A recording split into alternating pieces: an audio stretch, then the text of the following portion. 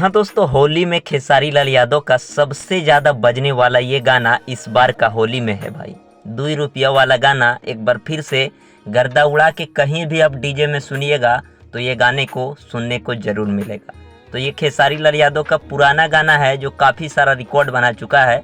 उस गाने को भाई एकदम खूब सारा प्यार आशीर्वाद मिल रहा है और जितने भी नए गाने आ रहे हैं बज रहे हैं लेकिन उतना ज़्यादा नहीं बज रहा है। तो भाई खेसारी लाल यादव के पुराने होली गाने खूब सारा बज रहा है। अभी भाई खेसारी लाल यादव को टक्कर दे दिया है कल्लू, जिसके बारे में हम भाई नेक्स्ट वीडियो शाम को बनाने वाले हैं। तो फिलहाल खेसारी लाल यादव का 2 रुपया वाला गाना और अरविंद अकेला कल्लू का इस बार जो नया गाना आया है उस गाने को भी खेसारी लाल यादव ही गाने वाले थे, लेकिन किसी वो कारणवश भाई कल्लू गा दिए तो भाई वो गाना ट्रेंड कर रहा है अभी। तो मिलते हैं दोस्तों फिर नेक्स्ट वीडियो में। थैंक्स फॉर वॉचिंग भाई, लव यू ऑल।